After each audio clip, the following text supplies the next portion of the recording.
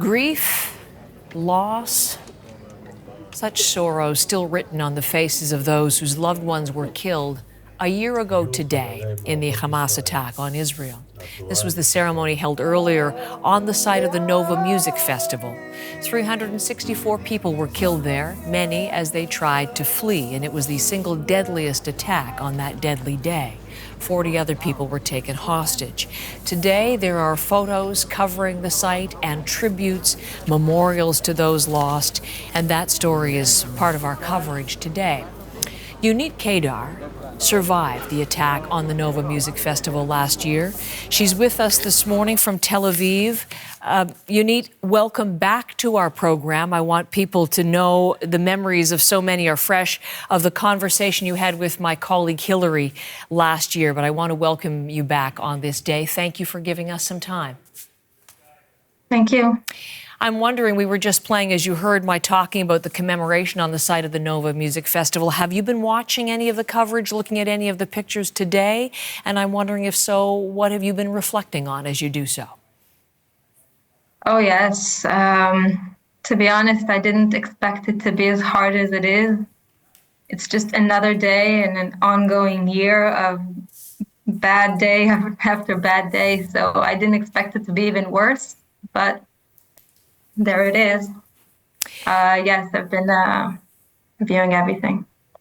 I was struck. One of the relatives of one of those who died at the festival told our reporter something that was quite strong to me, that was the last day of the old life. That was the last day of the old life.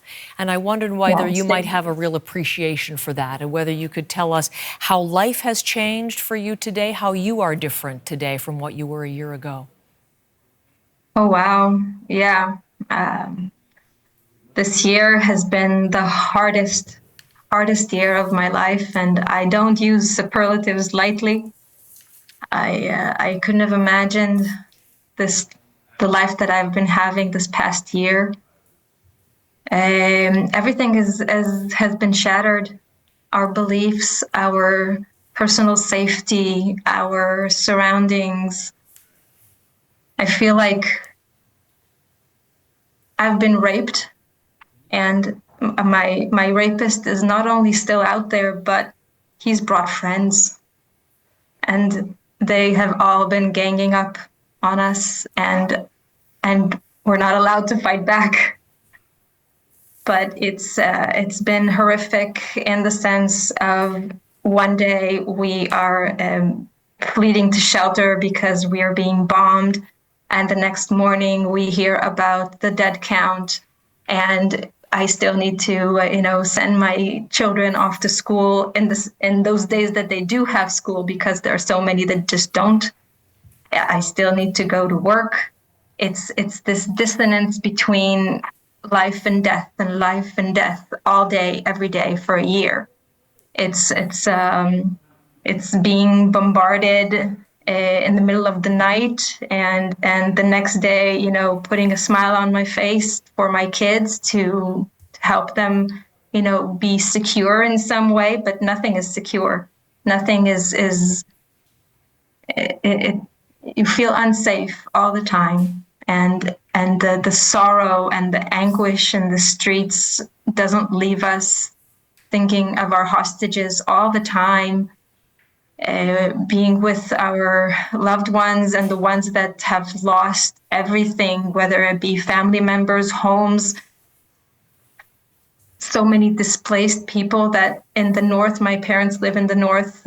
Once they stop bombarding the center and the south, the north has started being bombarded, and my parents are in shelter, and my family is being worried all the time. You mentioned your children on a couple of occasions, and I'd like to ask you about them, because one of the things that you talked about when you spoke to Hillary, you recounted those harrowing circumstances of fleeing, of driving away from the music festival in your friend's car and getting to safety. And then you talked about your son, children. You have two. Your oldest was 10 last year. And you told Hillary you might never tell your children. You worried how long you would be able to keep it secret from them, what had happened to you very nearly. And I'm just wondering, for your children, how have you dealt with it? Yeah, so that's a good question. Actually, they knew about it only around January, like 4 months after the event.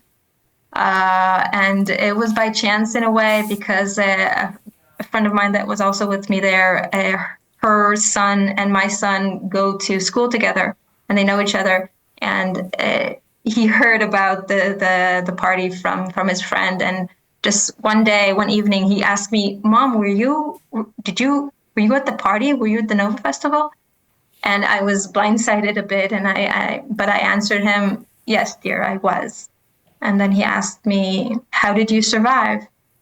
And I told him, "Well, my darling, your mother has such fortune and such luck and hashgacha, we call it. I do feel I walk this earth being protected."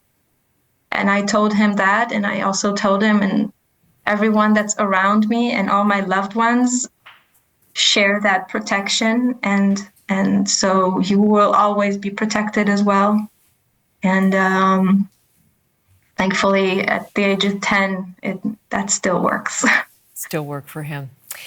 When you talk about a couple of other things, work you mentioned, you are there at work right now. Life does move forward in some ways, as you said, this back and forth, life and death. But when you talk about being protected, I wonder if I'm seeing it this morning, something that may be a totem to you. You spoke a year ago about how you were wearing your grandmother's pearls, your grandmother Luba, who was a Holocaust survivor herself, and you have her pearls and have been protected yourself. So 1 year later, what do those mean to you? Oh, wow. It just shows that we've been suffering and hurting for this whole past year, and we don't really see an end to it. And we're always continuing to see how much more we have still to go. And when I think of my grandmother for years suffering in the Holocaust, I ask myself, do I have her strength? Do I have her resiliency? And when I wear these pearls, I'm reminded that I do. I'm reminded that I have to for my kids. I have to for my country, and so do all of my friends, family, and all my nation. We have nowhere else to go. This is a land that we will continue to fight over because it's our only home. And no matter how long it will take, we'll continue to be resilient. And just as my people were so many years ago, it's my generation's time to be resilient and strong for our next generation, and just keep the flame alive. In the face of even the sirens going off where you were this morning in Tel Aviv as well, a reminder of all of that. Yes, and last week from Iranian attack and Yemen's attack and Hezbollah's attack, from every which way, we will continue to stand here. And I have to. For my grandmother, she survived it, and I'll survive this as well. Yonit, thank you. I wasn't able to speak to you a year ago. I am so pleased to have had this opportunity today. Thank you for being part of our program and for the conversation. I appreciate it. Bye-bye.